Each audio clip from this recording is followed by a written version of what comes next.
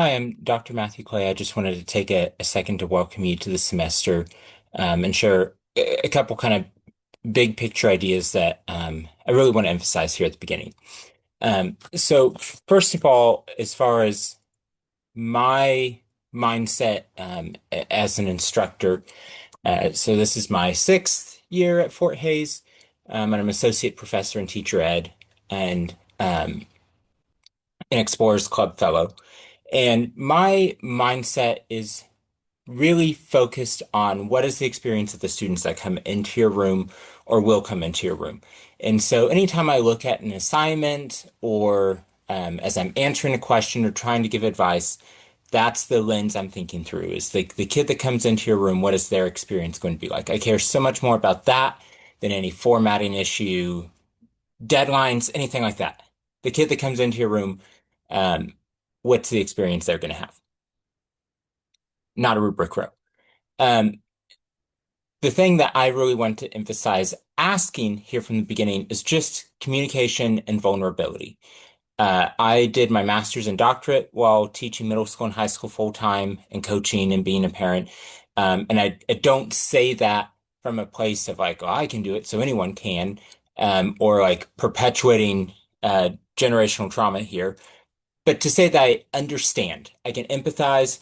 And so when those things happen that you're you're overwhelmed, you're behind, I'm happy to work with you, especially toward that goal again of what's the experience of the kid that comes into your classroom.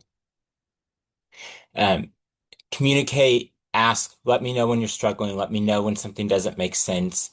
I'm happy to work with you, but the more I know, the more opportunities it gives me. Um, The other big picture idea I really want to emphasize from the beginning is toward what ends. In teaching, I feel like we have a lot of discussions about what's the best way, but not as many about toward what ends. So, like, what are we trying to do? And so often we have these discussions or hear these arguments about this approach to teaching is best, but it skips the question of, okay, but what is the goal we are trying to achieve? And I really want to push that in science. I think we sometimes push this narrative of, um, well, some kids will choose careers in science. And so it's almost this like we teach science as sort of a weeding out process to find the worthy few. And that's not to say that kids who will pursue science as a career that that's not valuable, that we don't want to encourage that, and that for those kids we don't absolutely want to be that experience that helps them develop the skills and all those things they need. Absolutely. But that's not the majority of students that went to our classrooms. Um, there's some nice arguments, I forget the author, um, that made the case that public trust in science should be a key goal of science education. And I think that's a very valuable aim, that scientific literacy and just understanding how science works. So when scientific information is given publicly, they can make sense of it and use it. Great. But the reason I want to emphasize, and for the eagle-eyed viewers here who have spotted that, are like, it looks like you're in a garage. Correct.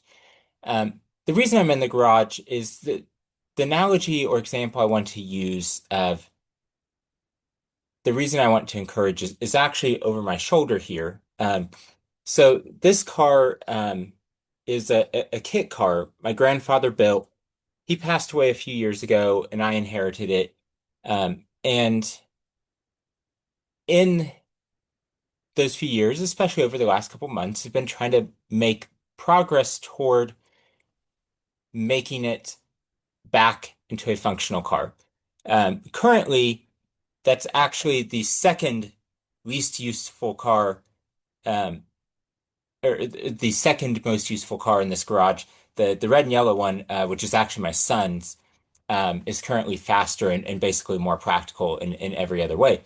But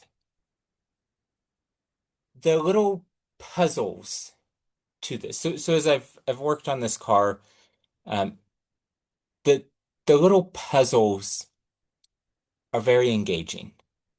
The little problem solving is rewarding It's exciting. It gets my brain going.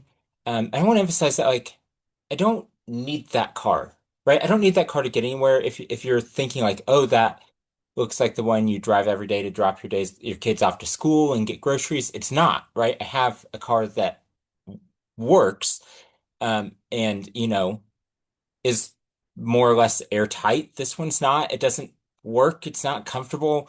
I have to like lean and like do some sort of weird calisthenics to get in and out of it. But the puzzle is engaging and it adds quality to my life, right? And I think the opportunity to be curious, to explore, to investigate puzzles, to just wrestle with things that make us think is a very fundamental human trait and a beautiful thing, right? The opportunity to just kind of struggle with something and try to figure it out and tinker and play or, you know, learn more, whatever format that is something really beautiful. And I think something that is fundamental to making us humans. And so I think it's important as we focus on teaching science, of course, let's support the kids that are going to take career paths that way. Wonderful. We need those people. Let's support them. Um, we need public trust in science, right? The last several years have made that blatantly obvious. We need public trust in science. Absolutely. Let's do that. But I also think the beauty of curiosity and exploration is its own incredibly valuable goal. Science is a beautiful thing. I always kind of joke that I don't know how other subjects get their kids interested because science has all of the good stuff, but science is a beautiful thing.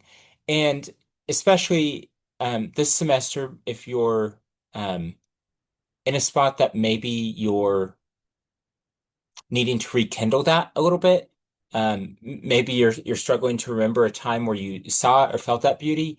I really want to encourage you to dive into that and embrace it and just sort of be in the moment. Enjoy it.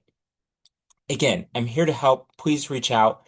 Um, as I understand it, they pay me to teach you things and answer your questions. So when you have a question, ask. You're not going to be a bother. They pay me in exchange for helping you. Literally my job. So send the question, even if it's poorly formed, even if it's something that you just overlooked, whatever. Send the question. I'm here to help. I'm very much looking forward to our semester.